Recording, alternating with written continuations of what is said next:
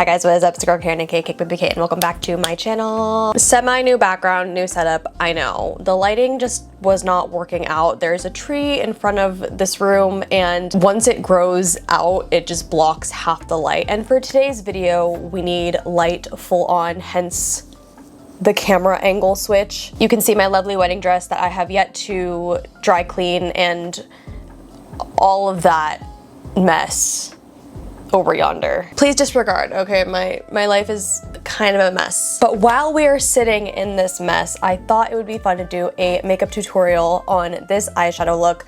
One person commented they wanted a tutorial and 2 people liked the comment. So naturally, people are just begging me for the tips and the tricks. Let's go ahead and get started.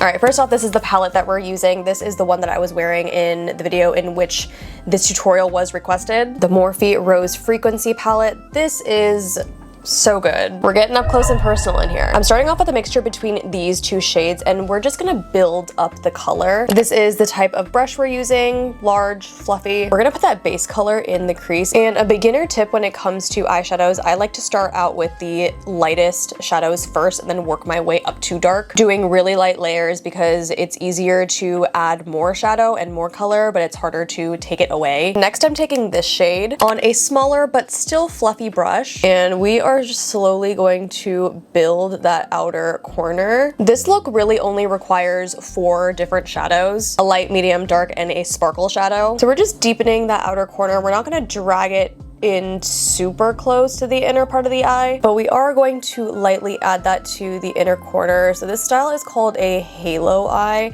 and basically it's just when the inner and the outer parts are darker, and then the middle of the eyelid has that lighter shade. The top part is looking a little bit unblended, so I'm gonna go back in with that bigger brush that we used first and that first shadow, just to help blend everything together a little bit more. All right, now for the more intimidating part, we are going to use the darkest shadow in the palette, this gorgeous, don't know where that came from, but this gorgeous deep purple shade that almost looks brown. Very teeny tiny brush that's not fluffy, it's more of a domed shape, and the shape is gonna help you be a lot more precise with the darker shadows. You really wanna go slow with this one because, again, it is the darkest shadow.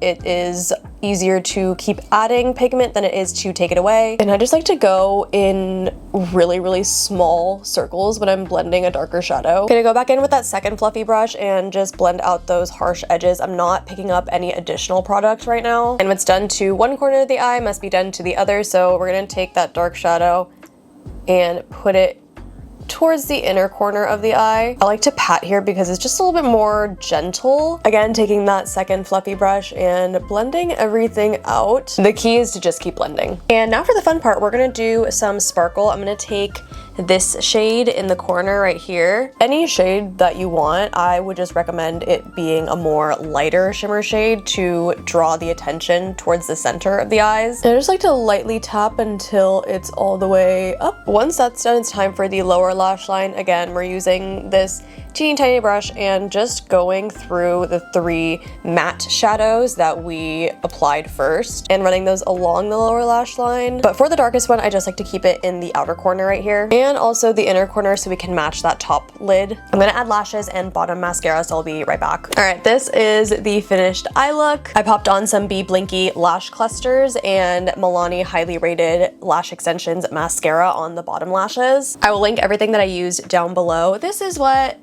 the makeup looks like from a little bit farther away. What I like about the style is that you can customize it to whatever colors you want. And in my opinion, it's fairly easy, but I have been doing makeup on myself for a very long time. So let me know if this tutorial was simple enough for you guys to follow. Hopefully you try it out. Let me know if you do. And don't forget to like, comment, subscribe, thumbs up, all that good, and I'll see you guys in the next one.